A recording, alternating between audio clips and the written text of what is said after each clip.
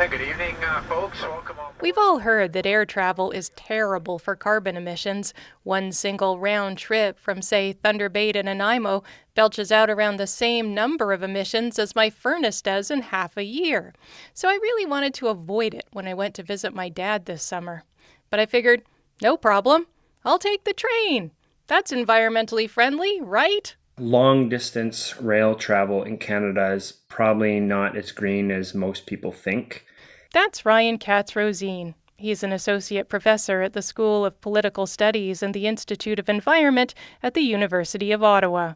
2 years ago, he published a paper that found that taking the train from Toronto to Vancouver is frequently worse than flying. These trains are running on diesel.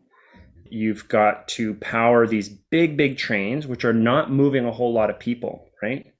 And there's this kind of obstacle of geography. It's somewhere in the order of 1,000 kilometers less distance that has to be traveled by airplane than if you take the train when you're heading out west. Ryan, by the way, says that taking the train in the Quebec-Windsor corridor is less carbon intensive than flying. I asked Via if they had any plans to reduce the emissions on their cross-country routes, and they said, yeah. They're looking at ways to improve fuel efficiency and make use of renewable fuels, and they are looking at possibly replacing their fleets. But I needed a plan for right now.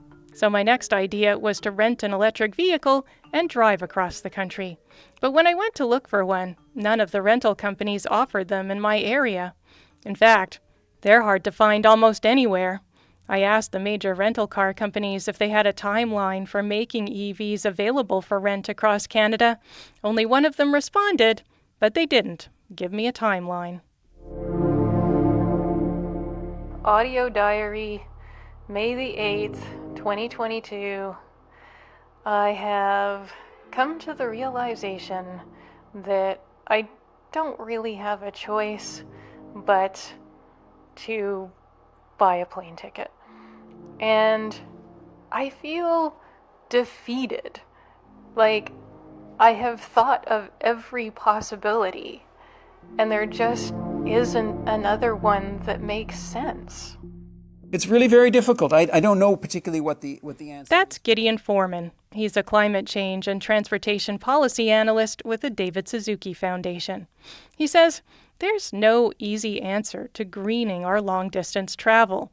We can take buses where possible or buy electric vehicles, but if we want more and better solutions, Canadians are going to have to become activists. We need to demand that our governments electrify transit. It's really shameful if you compare Canadian trains, for example, to European trains. Gideon says we also just really need to think about traveling less.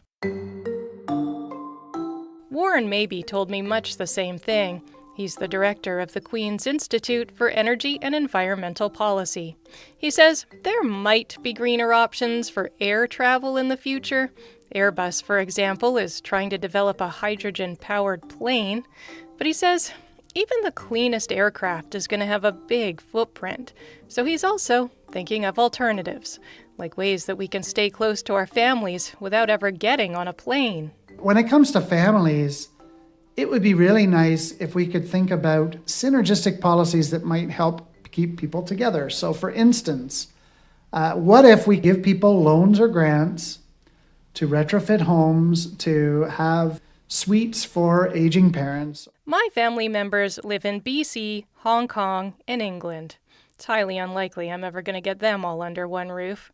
For now, that leaves me with two untenable choices. Blast more than 2 tons of greenhouse gases into the atmosphere every time I visit London, or never visit them again. Chances are, of course, I will visit my family again, but flying other places for holidays and conferences, forget it. Time to holiday in the beautiful places in my own backyard. For CBC Radio, I'm Heather Kitching.